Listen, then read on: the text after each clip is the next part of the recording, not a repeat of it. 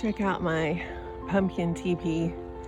I planted, well, what, like 2 weeks ago? I don't know, I have to look at when I did it on my calendar, but it's just filling out with all these gorgeous leaves, different varieties of winter squash in here. And now that I've got this trellis on here, it's gonna start climbing up it. It's so exciting.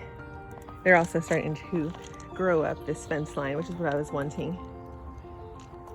It's just so full and pretty, all the different colors of green. This is another one of my Vert Blanc patty pan squash. And if you come up under here, you can see, where is it? They've got a nice mama flower right here. Here's the fruit and here's the flower. Now the only problem is this plant is so dense that pollinators cannot see the flowers down in there. If I had a plethora of pollinators, then they would probably be swarming this thing and looking for the yellow, but they're not gonna be able to see this unless I thin out these leaves, which I totally could. Or I am just going to pull this male flower off, which seems crazy, but I'm just gonna pull it off. I'm gonna pull those leaves back and I'm gonna pollinate, hand pollinate that female flower. Now check out the difference in their stamens. This one's like just a little squirt.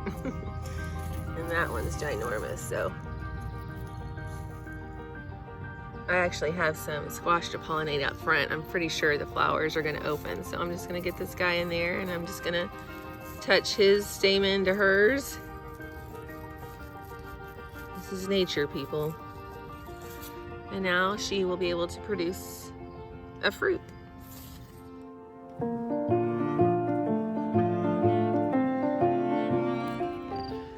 So I just want to show you an update on fasciated blossoms and what they produced. Right here I have my crushed heart plant. And this one right here, I'm fairly certain is one fruit from one blossom, and you can see the shape of it. And then over here is an absolute definite fasciated blossom. I mean, look how twisted the vine is because it fused with another one, how big the blossom is. And then if I lift it up, you can see it's kind of stuck in there. You can see this was a tomato, this was probably 2 tomatoes, probably 3 tomatoes in there. It still has the sort of striped look that this one has, but this is gonna be a huge tomato and it's gonna have a weird, I don't know, we'll see if that fuses, how that works, but that's kind of what a fasciated blossom will produce.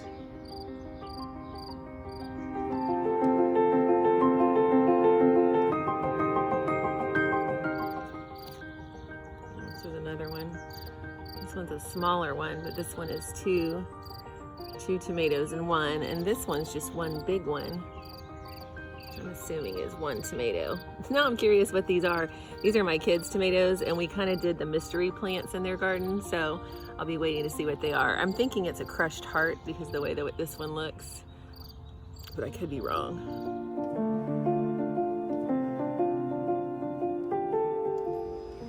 For some reason, I decided to come out today at 2 in the afternoon to do some looking around the garden, but truthfully, it's because I went to help out a friend today at her garden, so I spent the better part of 2 hours there watering her beautiful plants and meandering around in her yard, which was a lot of fun. It was a lot of fun to give some time to someone else's garden.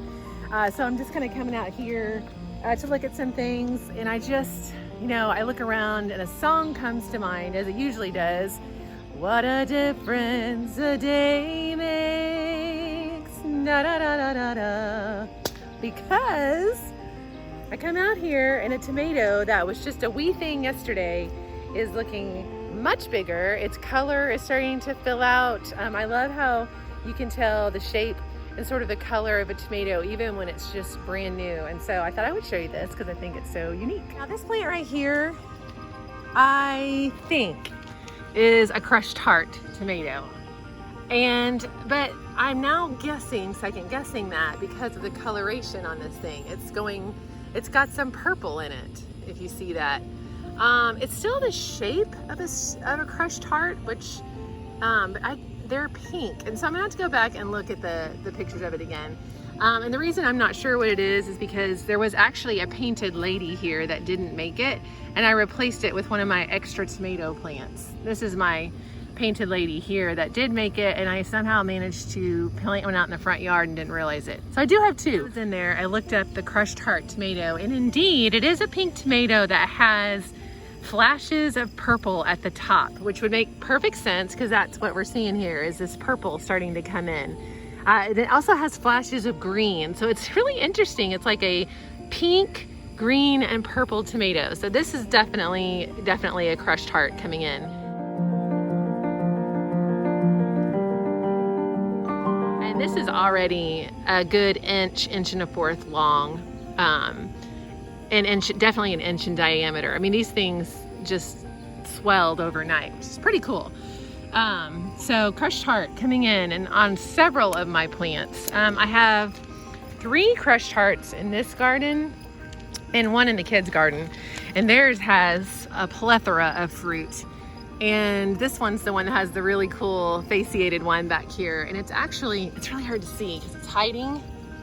Where are my fingers? It's hiding right here. And it's actually very true to shape, but it's definitely 2 or 3 tomatoes. So that one really should be a cool heirloom tomato. This one's gonna be a little bit stranger in shape right there. But then there's another one behind it that is quite large. So it's just so exciting when your tomatoes start taking shape and really coming into the garden. Over here I've got my German pinks that are coming in, and these are gonna be a really large beefsteak tomato.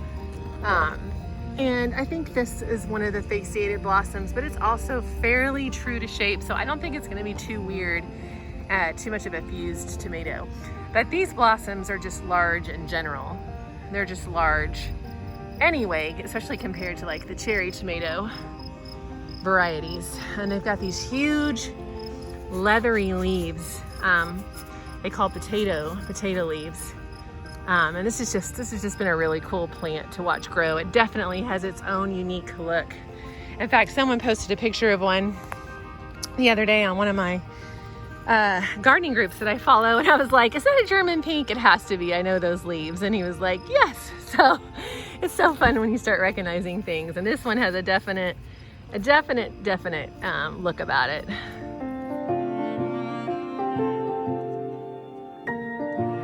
Blossoms. This is my Napa Chardonnay. It's a yellow Chardonnay colored cherry tomato, and these are just itty bitty little blossoms. Oh, look, there's my first one. That is new as of today, right there. These are supposed to be ready in 60 to 70 days. So along with my silvery fir, this will be one of the first tomatoes that'll be ready. Oh, there's 2, look at that, 3. What a difference a day made. Well, these guys have definitely taken their shape on, and they're big. These are my silvery fir tree. It's a determinate tomato, which is why I put them in pots, because it won't get 8 and 9 feet tall. And the inches are like the fruit will only be about 2 or 3 inches wide in diameter, and they'll be kind of flattened. So see, you can already tell it's got that flattened shape. And these were actually ready in 50 days. So these will be ready quite soon, and you can tell that they're going to be getting to that point really quick. They're setting up a lot of fruit. They're growing really quick. So these will probably be the first ones that I harvest. And it's just a beautiful plant in general. It just looks so much like a fern and a bonsai mixed together. Look at these delicate leaves. It's really a cool, really a cool plant.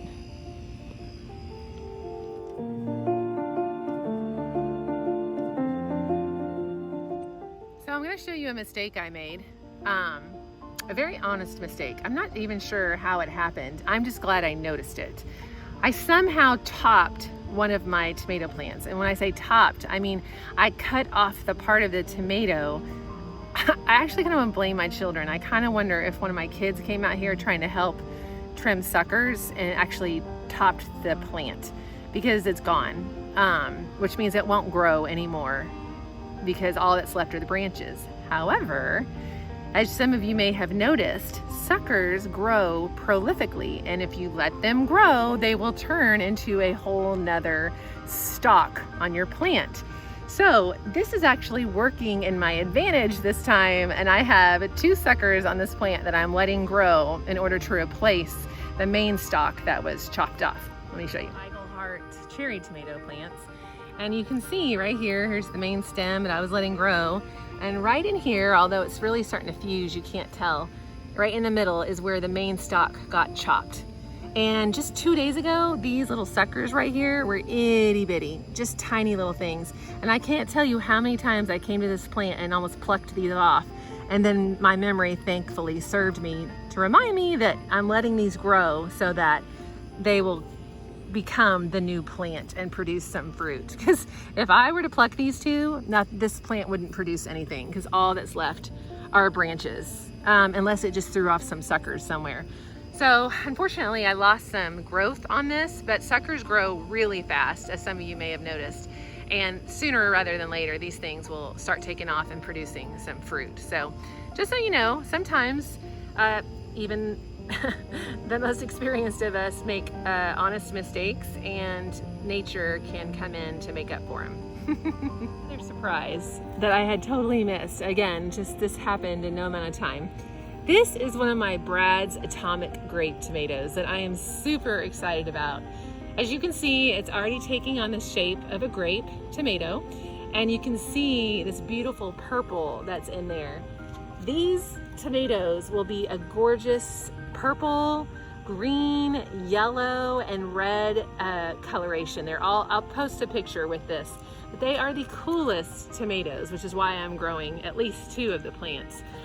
So this is the first one to come in, which is so exciting, and I just love seeing it already taking shape and taking its color on.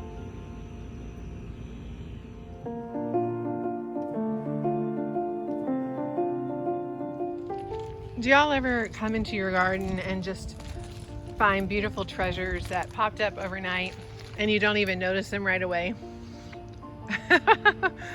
I came out here and was staring at my hydrangeas, and then just looked to my right and all my daylilies have opened up. Aren't they just so pretty? I planted these last year after they had bloomed. So I haven't really got to experience them in their glory, but one of the things I have always loved about Michigan is the plethora of daylilies that you see all around, just wildly along the side of the highways, or in people's yards. So I was so excited to put these in here, and I will continue the row up here around the hostas, either by getting some more or taking cuts of these and moving them up. But anyway, that was my little surprise as I walked out of my garden this morning. And I'm super stoked to see that my hydrangeas are coming in this really pretty purple lavender color. Last year they kind of came in green, and so I fed them some lime amendment, which is to make the soil more acidic, which will turn them blue. So now I have this beautiful pinky purple color that I love.